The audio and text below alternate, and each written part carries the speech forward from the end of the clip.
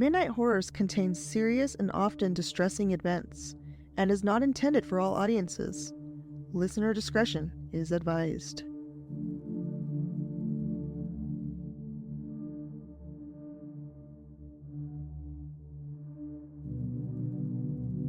In our next segment in Midnight Horrors, is it a nightmare, or is it just a simple hallucination, or is it a dark entity, a shadow, afflicting you in a state of paralysis, unable to move, unable to breathe, and feeling the weight on your body only to watch a dark shadow trying to asphyxiate you? Could this be a demonic entity torturing you, or is it your sleepless state of mind playing tricks on you?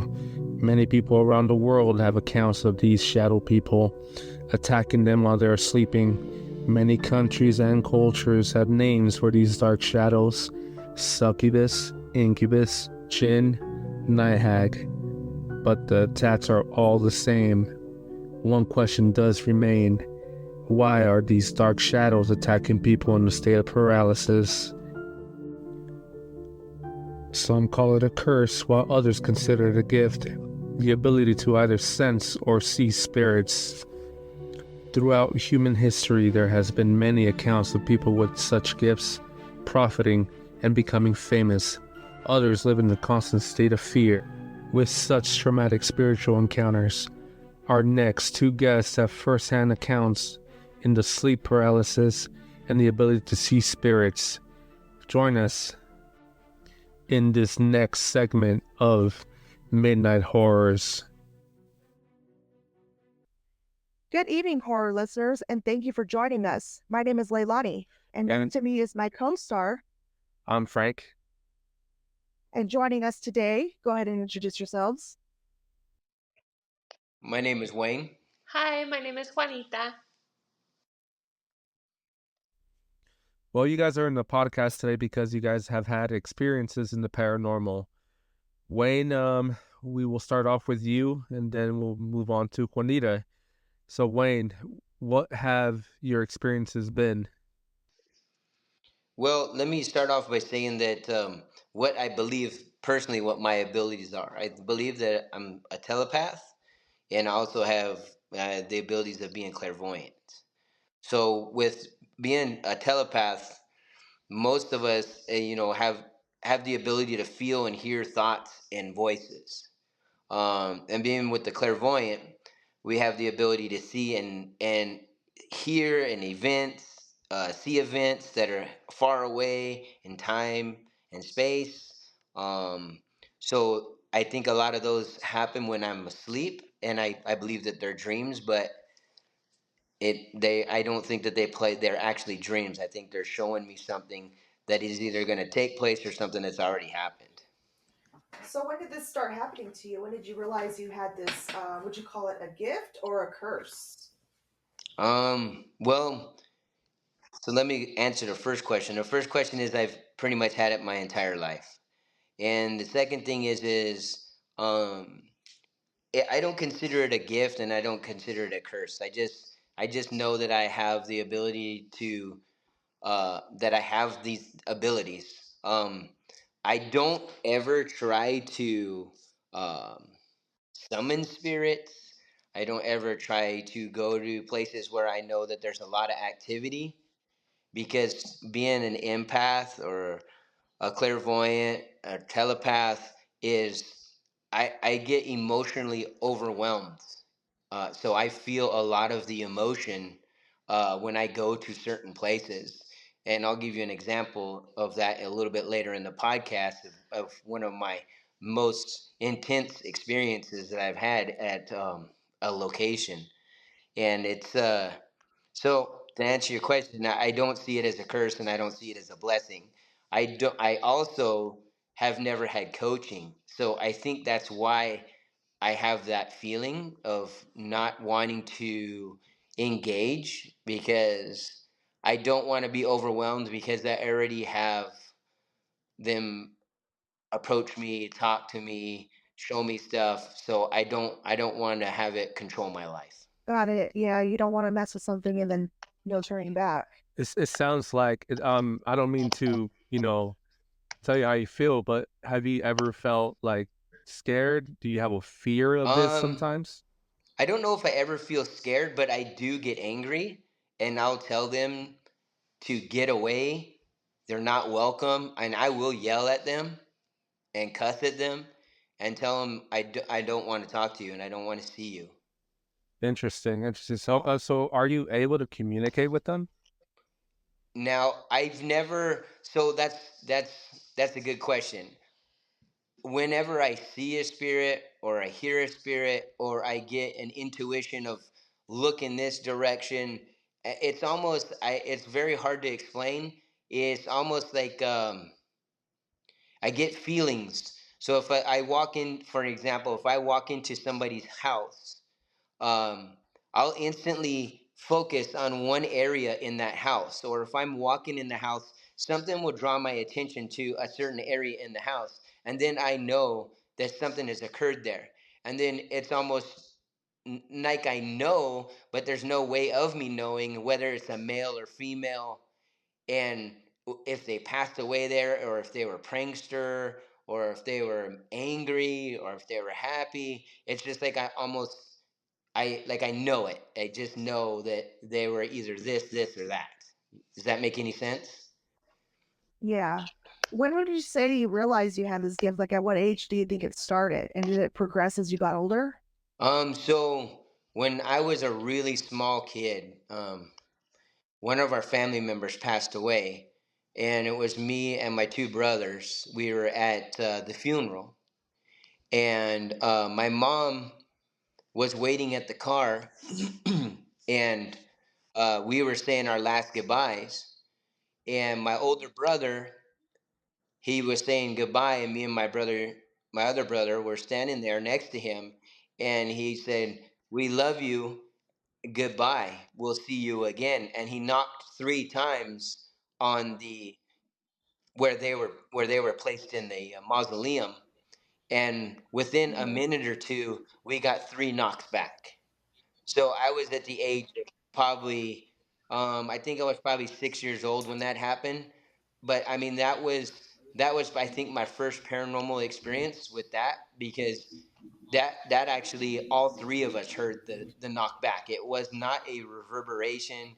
It was not an echo. There was an actual, Oh, wow. minute or two delay before we heard the knockback, and we freaked out and we ran to the car. So, would you say this is probably passed down in your family? Has anybody in your family ever talked about anything like this happened to So, them? my mom, Oh, my mom is a practicing witch. My mom is a Wiccan. So she's been practicing before I was born, and she still practices to this day. So I don't know. I don't know if wow. it was something that was pushed onto me at before I was even born, before I came into this world, or if something caused it. I did have a near death experience when I was being born. The doctors say I should not have been born alive.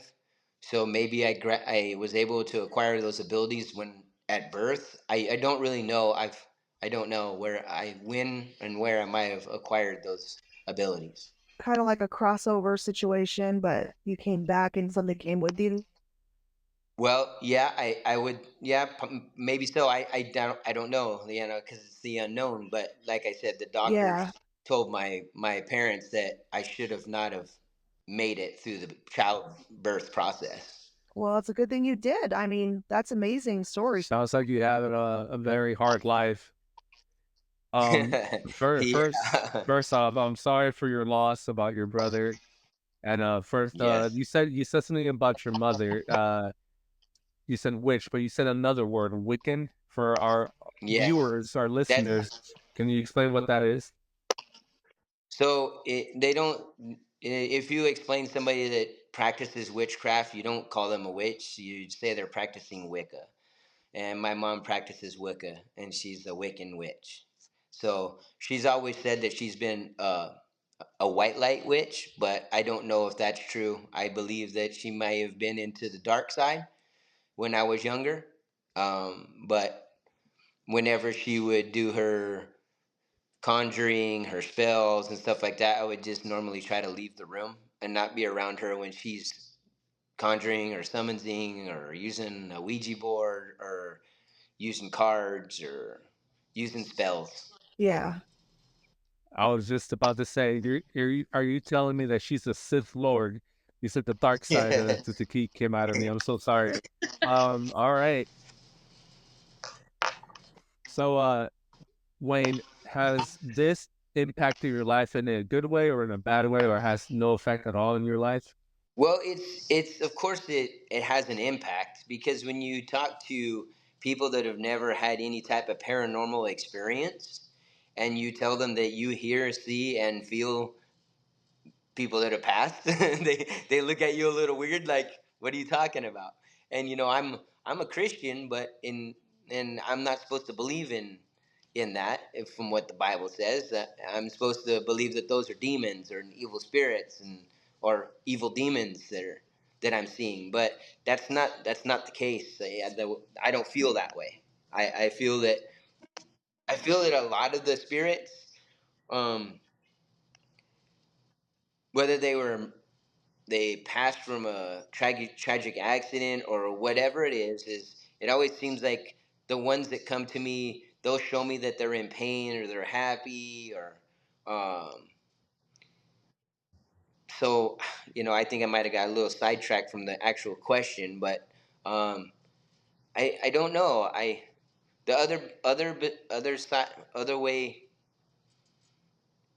Oh, you see, I'm getting a little mixed up here. The thing is like I don't know if it really affected me negatively through my life or positive. I just know that I've had these experiences my entire life, and there's nothing I can do about it because I have them. Okay, well said. So, what is your most intense or horrifying story that you can tell us? Well, I don't know if you want to say horrific, but one year in a previous relationship, I went to a Christian retreat center.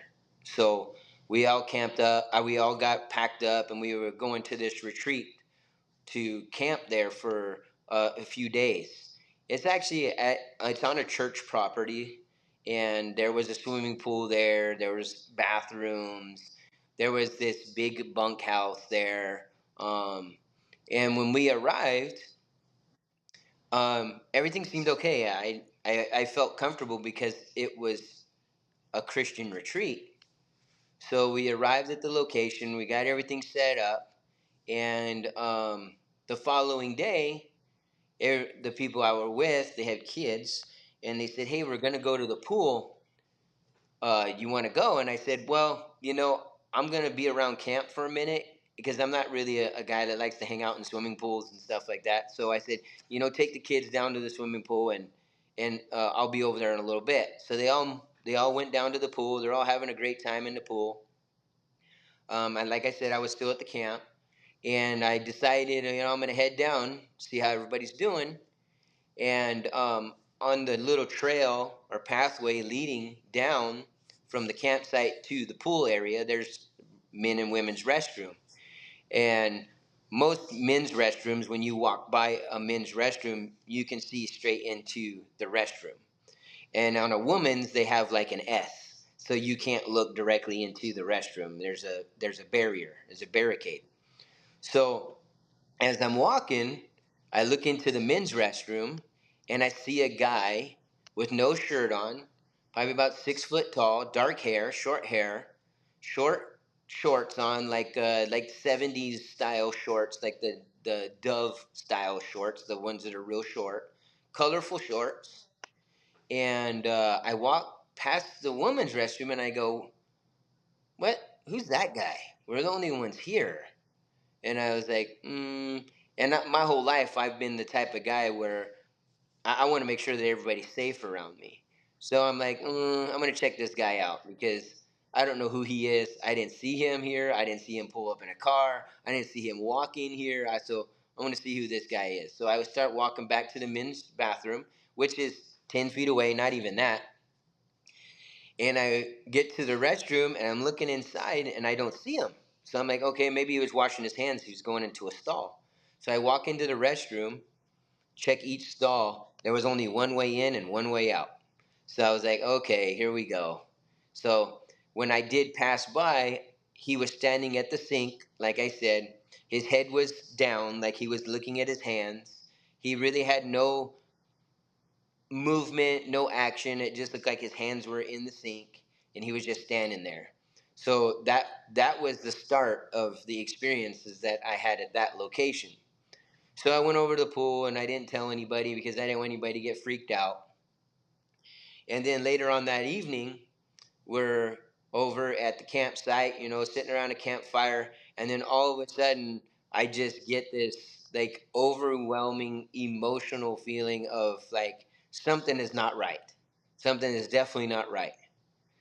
So I started getting uneasy, and the people I was with, they noticed that, and they're like, "Hey, what's going on?" And I was like, nothing, man. I think I'm gonna turn in."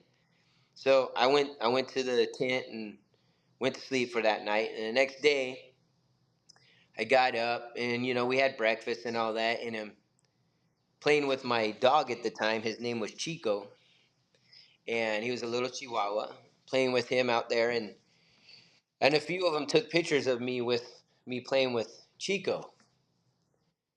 So I was like, that's cool, And so that the day went fine, and then towards the evening, the guys that where I was with, they were like, "Hey man, let's go to that bunkhouse over there." And I'm like, I'm not really feeling it. I don't think we should go to that bunkhouse.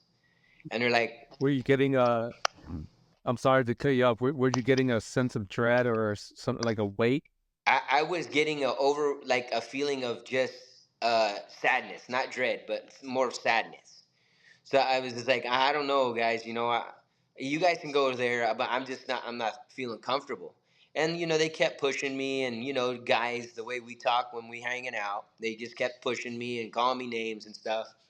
So I told them, hey, look, if I go with you guys, I'm taking this big old mag light, 6 cell mag light, and I have my knife, and when I get into that place, I'm gonna walk from the front to the back, and I'm out of that place. So they said, all right, let's go.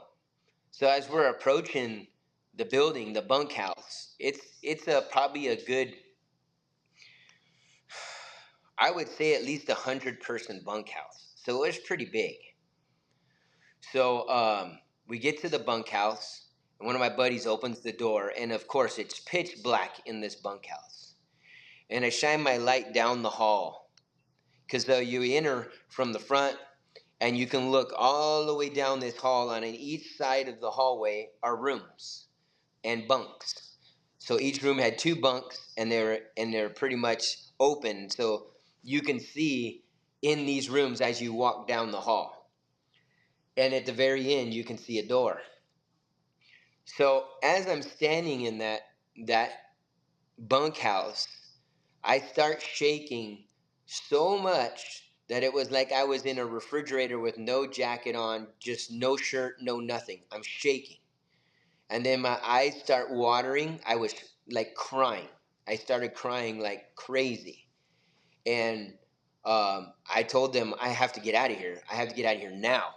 And they're like, whoa, what the hell? And, they use some colorful words. They're like, man, let's get out of here. So I booked it down the hall.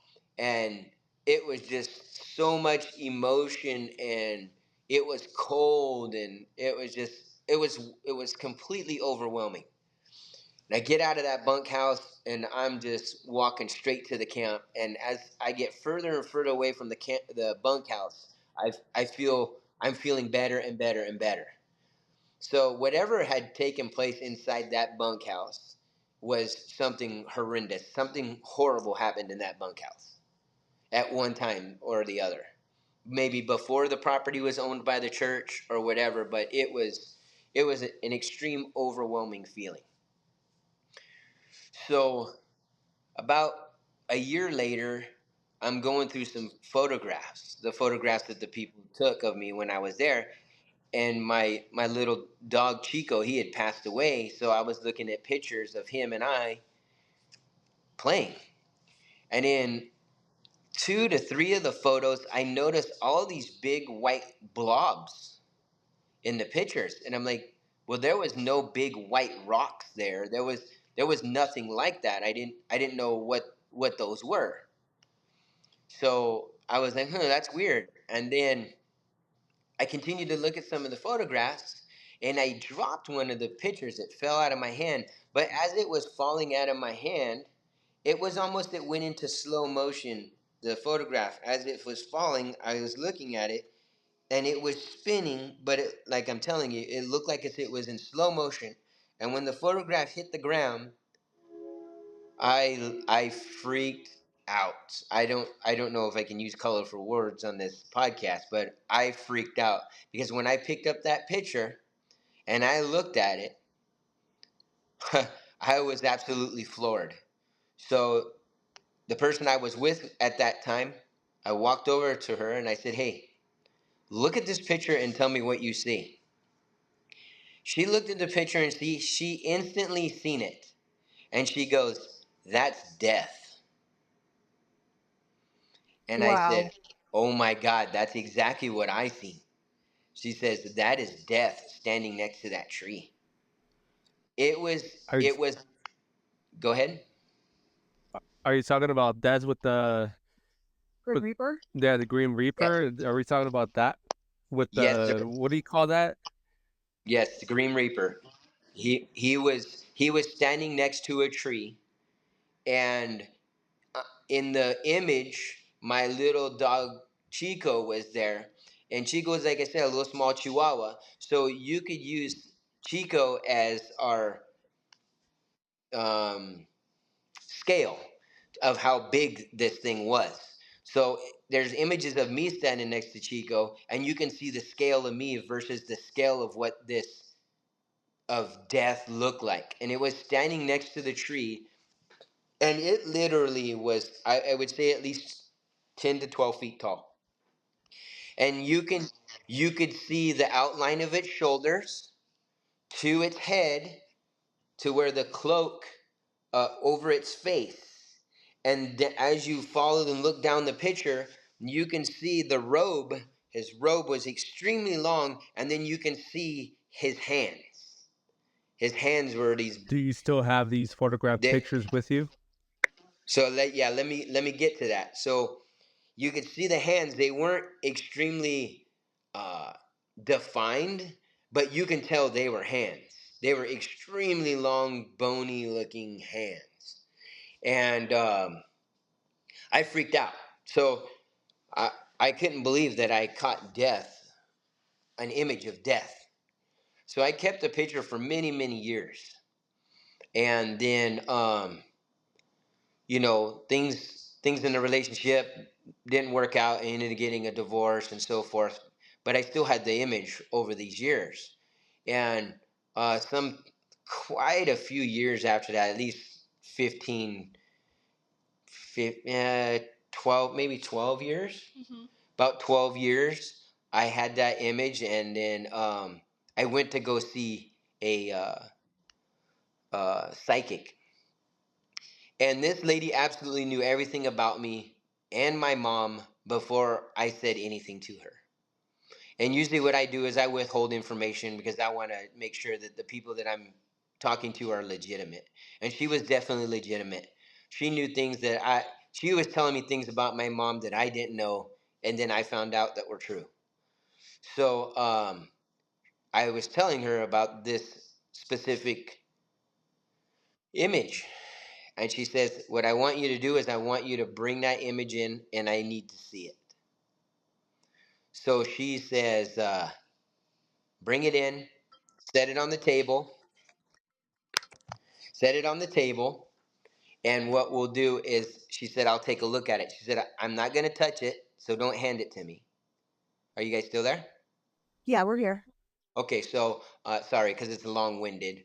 I wanted to make sure you were still there. So I said it, when next time I went back, I set it on the table. And she looked at the image, and she told me, what was the name in Spanish? Well, she wasn't Hispanic. I know, but what's the one that uh, they worship in the southern countries?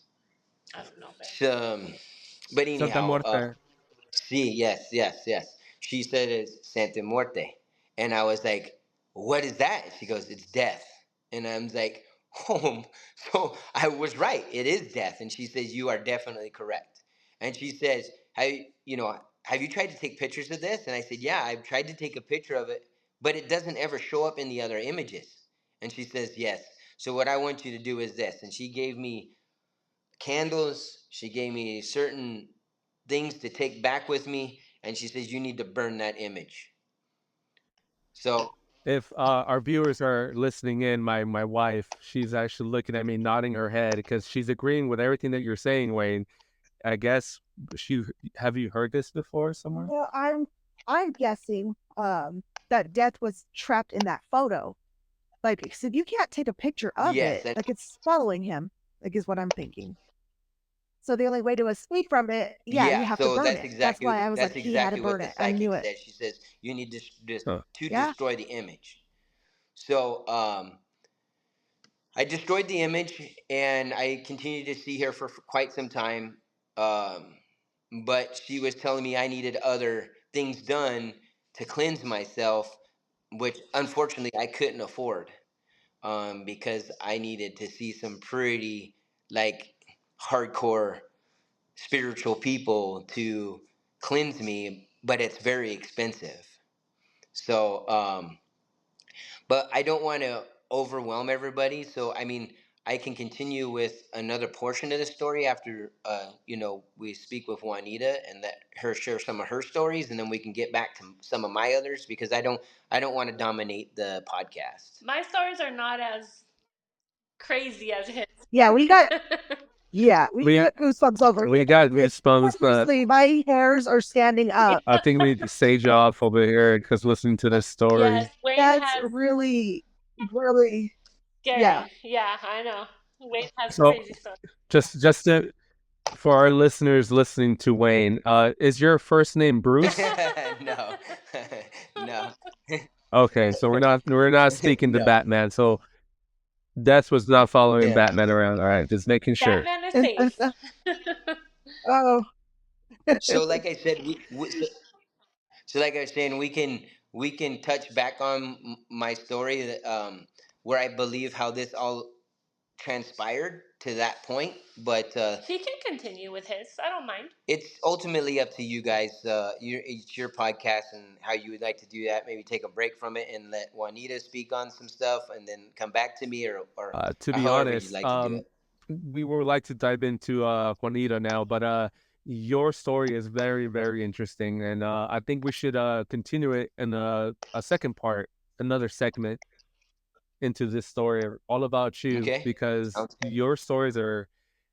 You say you're an empath, you have these abilities, you must have countless of stories about, you know, the paranormal. But this one particular story I'm interested in, I want to hear pretty much the outcome, the climax to it.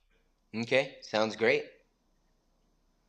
All right, so all right. So, Juanita, I hear you have sleep paralysis. Yes.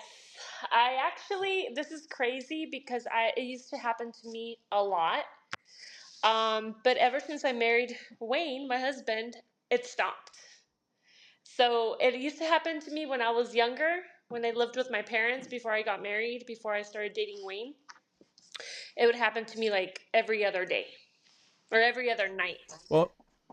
well, can you tell us a little bit about yourself?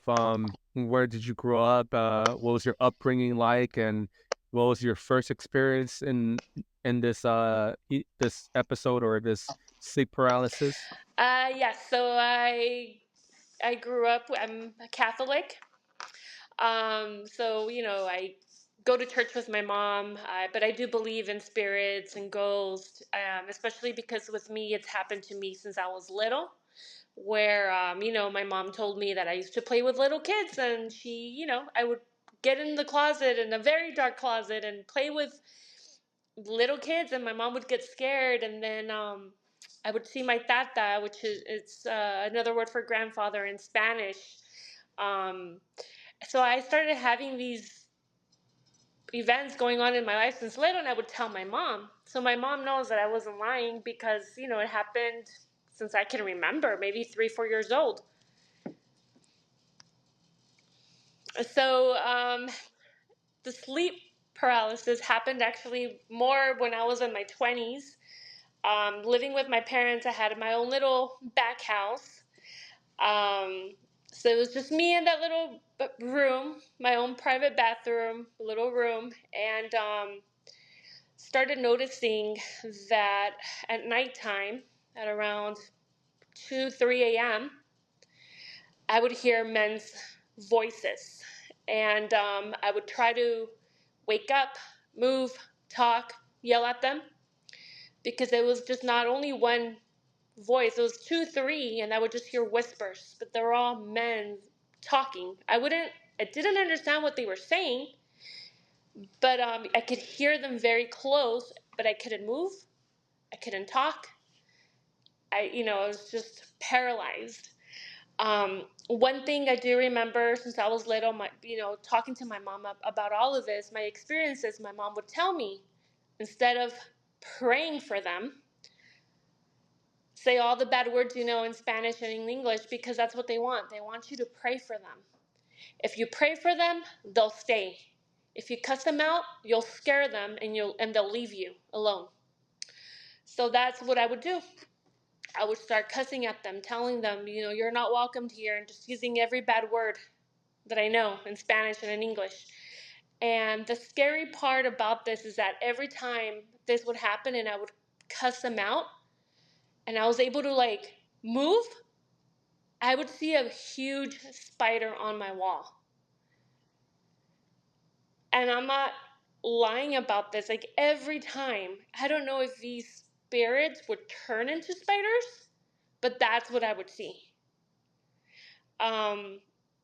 So it actually became really bad where I could even feel them touching me. So it was really, really bad. And then one time I actually started Googling, about this. And I read that these kind of, spirits don't like light or anything loud. So I started sleeping with my bathroom light on and my TV on, just to stop, because it was getting very, very bad. And I think all of this happened because that house, my parents bought a very old 1917 house. And I know that place was haunted. So it was a very old house. Who knows what had happened in that house? How many families lived in that house? But we would hear crazy stuff at that house, and I would hear voices in the main house, of course, in the back house where everything started happening to me. But yeah, I just that's the way I had to sleep. I had to have a peaceful night. I had to sleep with my TV on, volume up, and my bathroom light on. And then, one day I met Wayne. We got married, and it all stopped. So during these paralysis, would you have trouble breathing, or how hard was it to try to get out of them? No trouble with breathing, but it just, you feel something heavy. I would feel like a body would get on top of me. I was able to breathe, but just the fact that I couldn't move, couldn't see what was going on, I just didn't understand what was going on. I wanted to talk and I couldn't talk. So that made me very, very nervous and scared. Sounds like asphyxiation to me, but it's interesting that you bring this up, Juanita, because in my research is in various cultures and countries around the world that have the same I don't want to say symptoms, but the same experiences in being attacked like this. They have different names for these dark entities, or they call them shadow people. Even scientists have tried to explain this sleep paralysis, saying that it is your mind Yeah, I think they cut out. I think they're coming back. Hello, hello. You guys cut out. We're You guys are here. back. Yeah, it timed out. It timed out, but we're back here. We heard you Okay. saying sleep paralysis throughout the world in your research. All right. So they have different names for this. You know, shadow people here for us in the United States, and India, I think it's called, or Asia, I would say, is called Jinn. Yes, sir. I think in Britain it's called Night Hag, but it, it happens to a lot of people around the world, and that's why we're talking about it here. Because our next question was going to be, because you already kind of answered the question, but for our viewers, for our listeners, what advice would you give them if this happened to them? How would you tell them to deal with this? Just by cussing out words in your mind, or it's trying to say the cuss words out loud? Can you go into more detail into that? So I think Juanita can answer for you on the way she feels about it, and then I can answer on how I feel about it because it's also happened to me countless times. Yeah. I mean, with me, like I said, the first thing you do when something like that happens to you is think about praying, asking God for help. And I feel like, if these spirits are still here in this world, it's because they don't see the light or they're not ready to move on. So if you pray, they're going to stay. Um, as much as I would love to help them, I don't know how. Um, so I thought about my mom. I thought about my grandfather.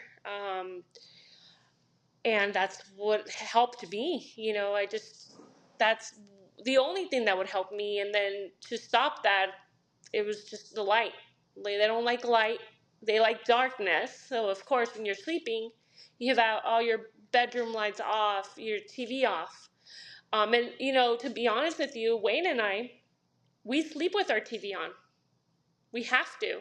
We don't like the darkness because, like he just said, he's also had that, those experiences. And then with me in my past, I just don't want to go through that again.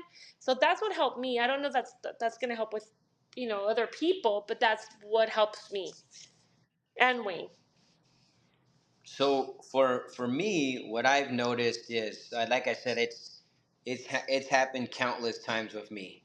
And let me just segue into that. Is like when it happens to me, I feel an extreme pressure on my chest when I'm sleeping on my back, and I will open my eyes, and it's happened to me probably, I'd say, at least a dozen times where I could see a black mist above me, maybe 4 or 5 inches off of my face.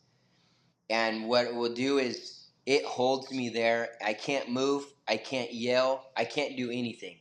In in Juanita's case, her first thing is to say she prays, but in my mind, mine is I need to get free. I need to fight this thing. I need to do something because it's holding me down. It's not allowing me to speak.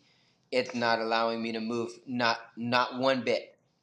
And people would say, "Oh, well, you were just dreaming, or you were asleep and you woke up and you're in this night paralysis," which I say that's BS because I've been awake where I'm laying on my back and I'm just relaxed. I'm not asleep. I have my eyes closed, trying to decompress, and then all of a sudden it hits me, and I've seen it retreat to a darkest point in the room, and then disappear, and at which point I'm able to move and I'm free.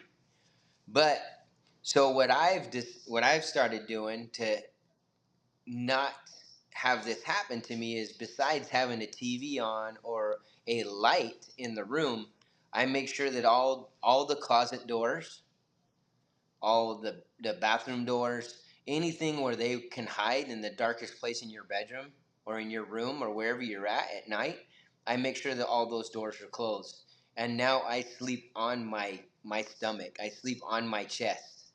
And since I've started sleeping on my chest or on my side, I have not had the occurrence of where they've tried to hold me down. Wow. Um, so Juanita, you going back, saying that your house that you lived in, have any of your other siblings experienced anything? My entire family did. But I feel like with me, because since I've talked, or not talked, but seen spirits since I was little, they followed me more. Um, I mean, I even have dreams about, friends that have had relatives pass away. Relatives, I see them in my dream talking to me. So I feel because I was the intuitive Yeah, one, intuitive. Yes, yeah. they would follow me more. So yes, to answer your question, yes, I used to tell my mom, like, I hear a woman crying in my bedroom, and then my mom would tell me, well, I heard this, and your dad heard that, and so yes, that house was very old. Like I said, I don't know how many families lived there. I'm sure a lot, but a lot of things used to happen in that house. So if I can add this is Juanita's an intuitive, so she'll have dreams of friends and she'll have a feeling that, hey, I need to call and check on this person. And 99% out of the time when she does that or she has this type of dream, she calls this person and talks to them and then they do have some type of issue happening or something going on in their life. Wow. Yeah, yeah. So Well, so so you said that after you got married, both of you, your experiences became, very, very little. Can correct. you say that can you say that your husband Wayne absorbed most of those because he's the one who has I would say he's a medium, right? He's the one who's an empath. Definitely. I feel like in some way Wayne blocks them from me. So that this is why he has now the most experiences here at the house, or even when we didn't, before we even bought this house. Um, some way somehow he blocks them from them getting to me, but it still happens to him once in a while. Again, we have to have our TV on at night when we go to bed.